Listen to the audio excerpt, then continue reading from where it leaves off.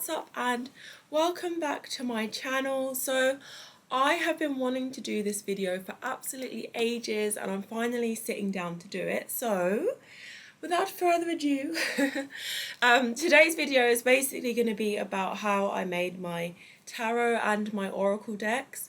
I'm going to talk you through the tarot deck first and then we'll go on to the oracle deck because I feel like the oracle deck was a little bit different. So for my tarot deck, I've got like my little notes here.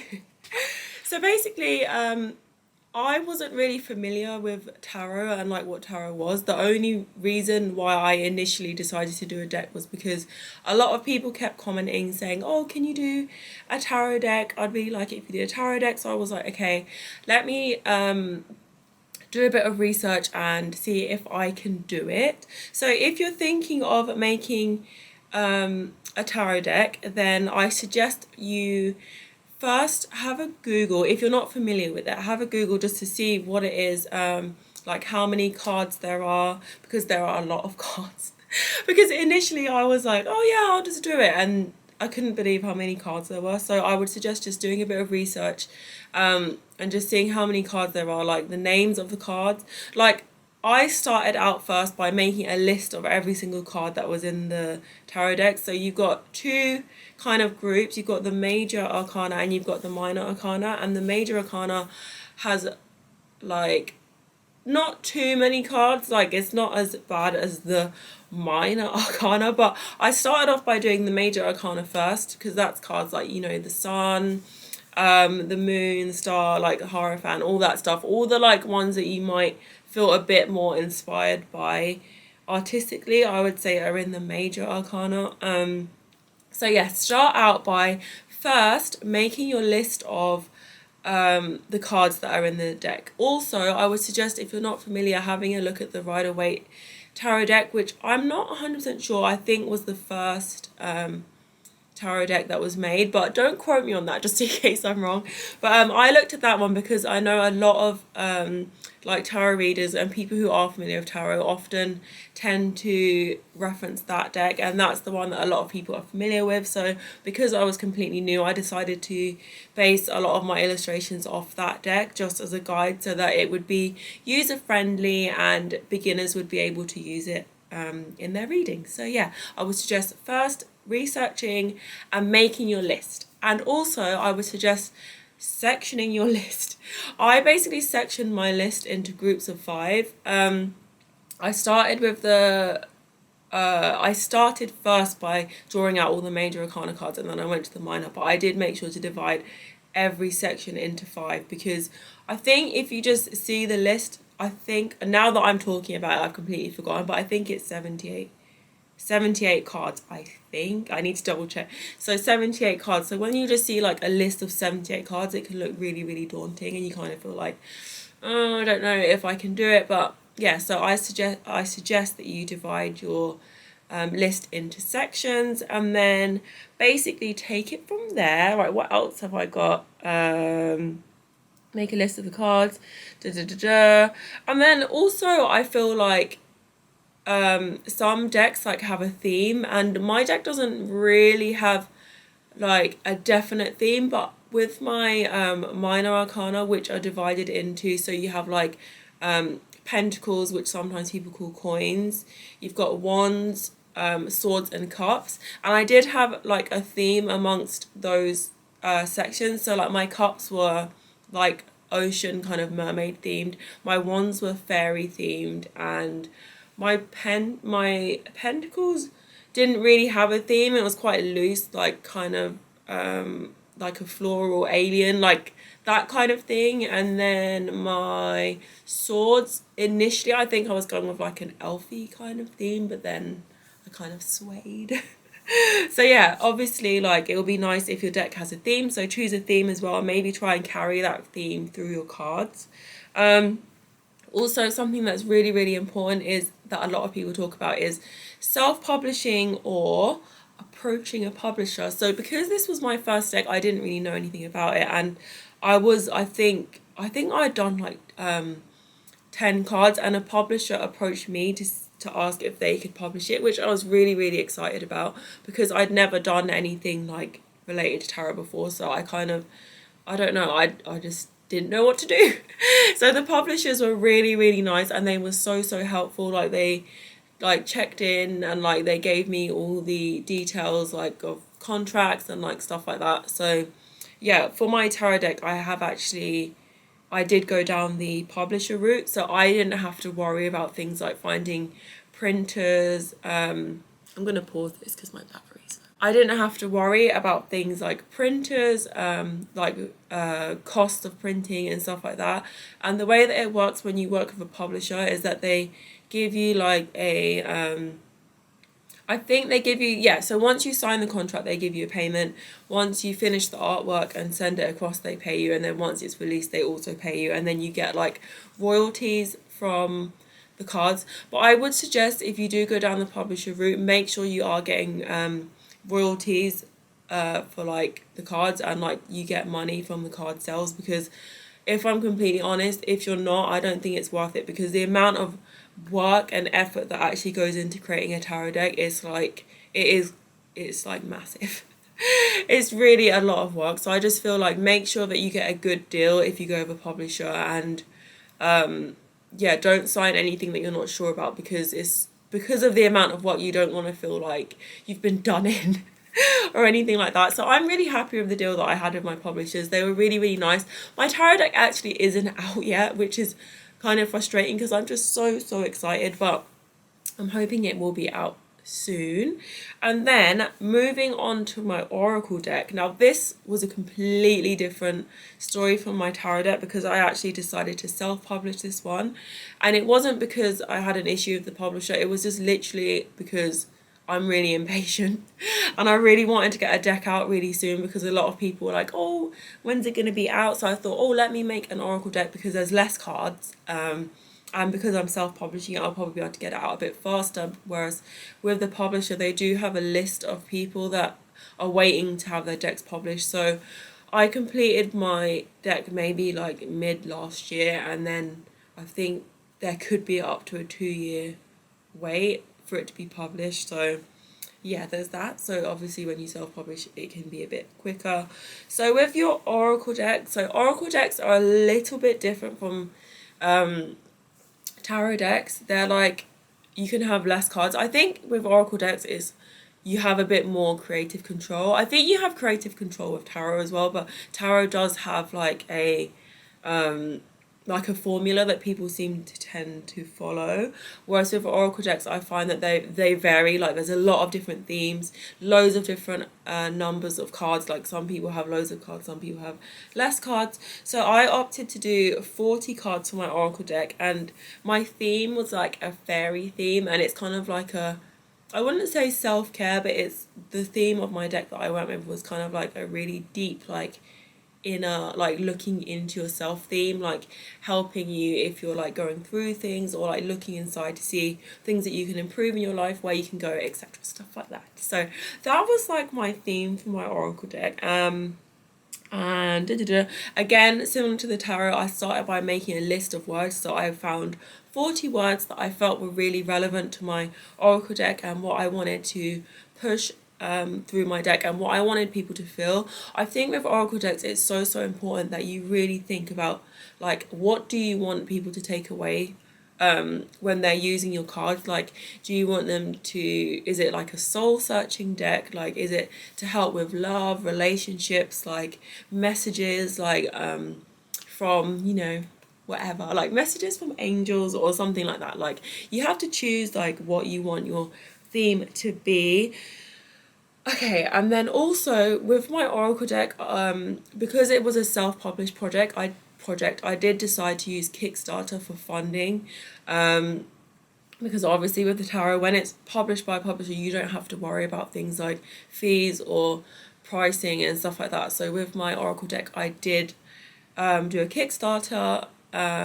If you're not familiar with Kickstarter, I think there are a couple of different crowdfunding tools, so make sure to do your research and find out which crowdfunding website you like the most. I'm really only familiar with Kickstarter, and I think there's another one called Indiegogo, but I don't really know much about But yeah, so I done my Kickstarter. I think my goal was like 10,000 and we managed to reach 15,000, which I was so happy about. So I was able to fund the deck. Obviously, like when you're self-publishing, you need to think about, I'm going to pause again just in case my battery dies. So yeah, obviously with self-publishing, there are a lot of things that you need to think about. Like, one second. There are a lot of things you need to think about. For example, what have I done to this? For example, things like what kind of paper you want to use for your cards, what box are you going to use. Like initially I was going to be using a tuck box, but then a lot of people were like, oh, I don't really like the tuck box, like we prefer a sturdier box. So I then researched two-piece boxes and decided to go with a two-piece box, which is really nice. It has like two bits that like section together. So I would suggest like researching boxes, maybe have a look, like go in a couple of shops. My battery is dead. I'll be back. Okay guys, I'm back with some charge. So what was I saying? So yeah, what I was gonna say was make sure you go like to shops and have a look at some decks and see what kind of papers you like, and maybe see what people's boxes are like as well, and make a note of that so you know when you're doing the printing process and like you're choosing paper and stock and boxes and stuff, you know exactly what you're getting. What else was I gonna say? So I used Kickstarter for funding. What else did I have to do in the process? So the next thing I had to do in the process, once my Oracle Kickstarter was funded, I then had to, oh yeah, the most important thing, completely missed out like a whole section.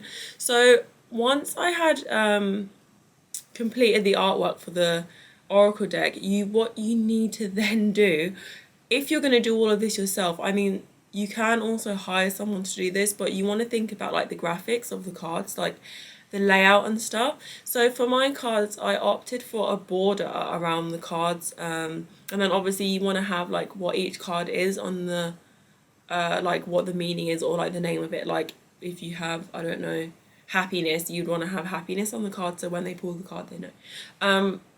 So you need to decide like the graphics of your cards. I don't think you have to decide too much, like you don't have to put too much thought, but I think from what I've read, I know that a lot of people do like borderless cards, but I opted for a border because I'm stubborn. Not just because I'm stubborn, but I just really liked the border that I had, and it just really fit the theme of my work. So obviously, yeah, so once you've done your artwork, you're going to need to then think about your graphics, card layout. Make sure again to just do as much research as you can, look at as many Oracle decks as you can. So you've got all of that, and then another thing, okay, this is something that caused me so much difficulty. So with tarot and oracle cards, you need to have an accompanying book. To be honest, a lot of the decks that I have seen in shops are often made by two people, so you usually have like an artist and a writer. But I decided that I was gonna write the book. My writing is, I don't even know, like I haven't had to write in so many years since I've been at school, so I just feel like I really struggled with the writing. But yeah, so with my tarot deck I done all the writing, and with my oracle deck I done all the writing. But I really, oh, there's a spider. Why is there a spider? Go away, little spider. Hey. Go away. Okay, I'm like really scared of spiders. What's that? It's literally tiny, so I'm just gonna stop thinking about it. So I can't even remember what I was saying. What was I saying? That spider just completely distracted. Oh yeah, the writing. So because I'm not really a great writer, like my grammar is just non-existent, I actually paid someone to proofread, and I would 100% recommend paying someone to proofread, because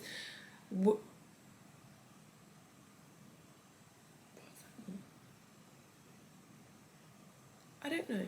With my tarot deck, that was a weird noise, just ignore me, I'm just being crazy on the camera. So with my tarot deck, I kind of felt like there was a bit of a safety blanket, because it was going through a publisher's. If there were any errors with my writing, I knew that they would kind of pick up on them. I did also pay someone to proofread that writing, but I knew that there was like an extra layer of protection, whereas when I was self-publishing my Oracle deck, it feels a bit more scary because I know that there's not a publisher to be like, oh wait a minute, you know, this isn't right. So I found this really, really amazing proofreader who proofread everything for me, so it's perfect. Just to point out as well, my Oracle deck is actually still in production. Like, I don't actually have any decks to show you guys today, but I am going to insert like some things so you can see like some of the behind the scenes of what I've been doing and stuff like that. So yeah, proofreading for your accompanying book. Another tip, I think a lot of people do prefer having a physical book. So when you're doing your Kickstarter or your funding, make sure to add in enough money to get your book actually physically printed, because I think people do like to have a physical book. You could do a PDF book, but I think some people just found it easier to have it all together. So there's that. What else is there? Also, I 100% recommend factoring in the cost of getting a proof copy done. I'm actually waiting currently for the proof copy of my Oracle deck, so that should be coming within the next few days, which is really, really exciting. So that'll be here soon. And yeah, that's it really. I just think the main things, again, just to run through on my tarot, are do your research on the Rider-Waite tarot deck, which is one of the first decks, and it's like, or the first deck, and it has literally everything, like really good imagery, symbolism, and there's like descriptions of the cards. So I would suggest reading through that, and then also picking a theme, making your list, break your list down of your cards so that it doesn't feel overwhelming, and just take your time, because honestly I feel like creating a tarot deck is draining. Like, it does really, like, I don't know why it's draining, but it's almost like you take on the emotions of the cards while you're working on it. It's really weird. I don't know. There's like something going on there. So yeah, just take your time. Like, don't rush anything, and just really, really enjoy the process. Again, obviously you got to think about list of cards, dividing it up, self-publishing or not self-publishing. Again, they both come with their pros and cons. I think if you're new, like, oh, do you know what? I don't even know. It's hard for me to say because neither of my decks are out yet. So far, the self-publishing has honestly been really amazing, but then there have been a lot of things that have like given me a headache, which is just stress, but which I feel like a publisher eliminates because you don't have to worry about that stuff. But just weigh up your options, have a think about it, and yeah, just enjoy yourself. And then with the Oracle deck, again, pick your theme, make a list of all the cards that you want to have, keywords, little descriptions to help you like know what you want to draw. Kickstarter, Indiegogo, like crowdfunding for self-publishing is amazing, so definitely go down that route. Make sure you have enough money to fit in other box options if people want a sturdier box, enough money to get a proof printed. Make sure you actually go to printers first and get your quotes before you do your Kickstarter, because I have heard like some horror stories of people doing their Kickstarter and they're like just funded, but then they end up losing money because they didn't factor in a lot of extra costs. Also, a couple of people have asked me what printer I use for my self-publishing, and I went with Print Ninja. I actually checked out some of their stuff on their Instagram account and online, and I really, really liked the look of it. So fingers crossed, fingers crossed everything comes out how I want it. I'll know when the proof comes. But yeah, so their prices, to be honest, were really, really good. I really, really wanted to support, because I live in, obviously, England, but I really wanted to support a local printer. But if I'm completely honest, I actually just couldn't afford it. Like, it was more expensive, so I had to go with, like, printing abroad. But I think next time well, it's really cold in here. I'm like, I think next time if my Kickstarter does even better, I'll probably try to support a local printer if I can. But yeah, I recommend like shopping around, just having a look at who does what you want. Print Ninja I really like because they had a lot of different options for like papers, boxes, like books, like, and they've been really, really helpful so far. Like, they've guided me through every single step. And yeah, I think that's everything covered. Like, to be honest, I am such a chaotic person, so I feel like this video is all over the place. But I'm pretty much just trying to just say like what I've done, for the people that have been asking me. So that's what I've been doing. That's how I did it. If you have any questions at all, please feel free to leave them down below, and yeah, I'll try and insert some bits at the end just to show you like the cards and the layouts and my mock cards that I did, so you guys can get a feel for the project. But yeah, again, just if you have any questions, just let me know. See you later.